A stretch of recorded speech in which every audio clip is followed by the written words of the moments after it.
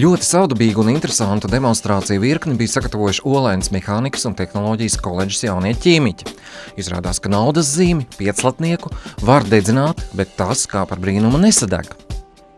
Nu gluži kā burvju mākslinieku priekšnesumos uzliesmo mazas vatas piciņas un sadegot izgaist gaisā. Pat kāds mazs, bet varen drosmīgs skatītājs pats par to pārliecinās un jūtas izbrīnīts. Paberžot pudeli gluži kā senās pasakās, no tās izšaujas pasaku džins, taču kādas vēlmes tas izpilda, paliek noslēpums. Un vēl kā Holivudas filmās tiek demonstrētas degošas rokas, taču par laimi mediķu palīdzība šoreiz te nav vajadzīga. Tā es patiešām esmu gatavs. Labi. Ja godīgi, es šo eksperimentu redzu jau ļoti bieži, bet katru reizi tas manī, ja godīgi, rada tādu sajūsmu nopietni.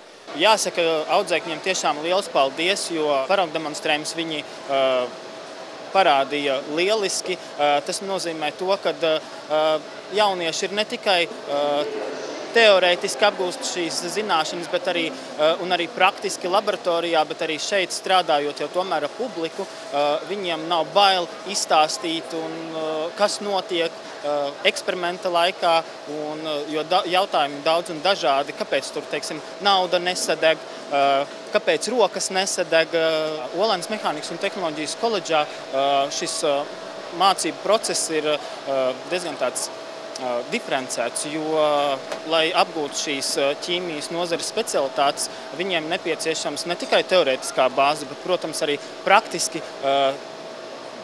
darboties laboratorijā, eksperimentēt, pierādīt, vai, teiksim, attiecīgā mēģinē vai kolbā ir viena vai otra viela, un tur, protams, arī šīs teorētiskās zināšanas ir jāliek lietā un jāsāk strādāt arī ar rokām.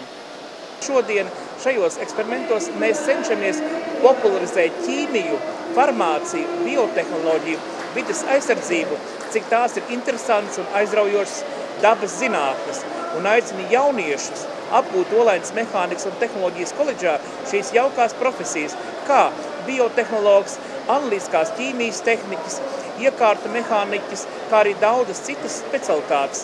Bet pirmkārt man jāsaka, tiešām mums ir ļoti laba sadarbība ar ķīmijas un farmācijas asociāciju, un šodien jau valstī ar izveidoto nozaru ekspertu padomi mēs redzam, ka šajā nozarē, ķīmijas un tā saskara nozarē, ir vajadzīgi ļoti labi kvalificēti jaunie speciālisti.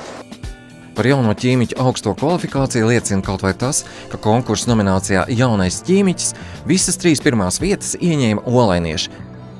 Latvijas ķīmijas un farmācijas uzņēmēju asociācija sadarbojas ar Olainas koledžu jau vairākus gadus. Sadarbība notiek vairākos virzienos, tā skaitā materiāla tehniskās bāzes nodrošināšana, profesiju standartu saskaņošana, mācību programma atjaunošana un arī pasniedzēju kvalifikācijas paaugstināšana.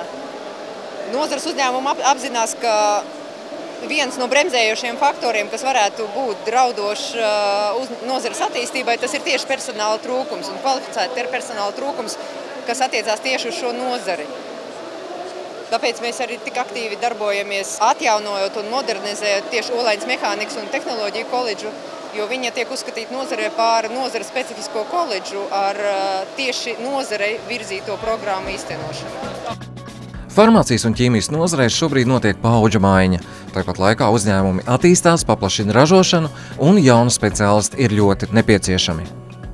Ņemot vērā to pieprasījumu nozarē pēc jauniem speciālistiem, kas patreiz pastāv dēļ nozares personāla novecošanās, dēļ jauno tehnoloģiju un jaunu ražotņu un ražošanas iecirkņu attīstību, mums nekad Olainas koledžai, es pieļauju, ka nekad nav bijušas problēmas ar prakšu vietu atrašanu, jo uzņēmumi labprāt gaida Olainas jauniešus savās prakšu vietās un pusi vismaz no praktikantiem arī tiek pieņemti darbā un turpina strādāt arī pēc Olainas koledžas pabeigšanas.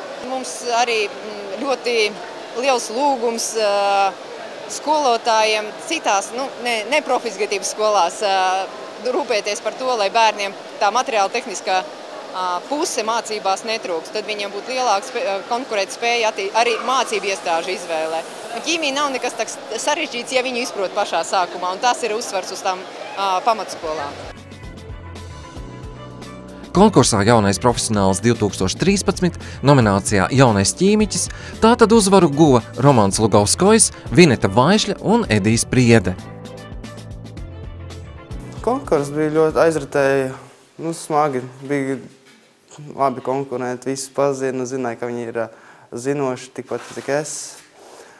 Un tā arī, bet uzvarēja labākais, kas labāk strādāja, labāk praktiskos darbus darīja pareizāk un teorētiskās zināšanas, kuram bija labāks. Mēs veicām dažādus praktiskos darbus, tieši no tādas mūsu laboratorijas darbu tehnikas, veicām dažādas analīzes, gatavojām šķīdumus un, protams, lai iegūtu šo otro vietu, bija nepieciešams tā ļoti sakoncentrēties, jo, protams, tie cilvēki apkārt, kas staigā un vēro jūs un skatās, kā jūs strādājat, tas viss tā novērš nedaudz uzmanību, tāpēc vajadzēja ļoti sakoncentrēties, lai spētu pievērsties tieši šim darbam. Rezultāts ir, protams, un esmu priecīga par to.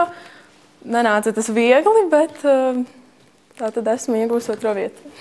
Mēs redzam šādus gigantus kā akciju sabiedrība Grindex, Olaine Farm, Tenax, Biolār, Vents Amoniaka servis. Praktiski Latvijas tirgu mūsu jaunie speciālisti ir ļoti, ļoti vajadzīgi. Es aicinu visus jauniešus nebaidīties no vārda ķīmija. Ķīmija ir interesanta, zinātkāra, tā paplašina jauniešu redzesloku, tā iedrošina, attīsta. Un koledžā mācoties profesionālā vidusskolā 4 gadus, jūs iegūsiet jaunas prasmes, iemaņas un zināšanas, kuras jūs varēsiet izmantot savā dzīvē, gan personīgajā, gan darba gaitās. Laipni lūdzu visus nākt studēt, mācīties Olainas mehānikas un tehnoloģijas koledžām.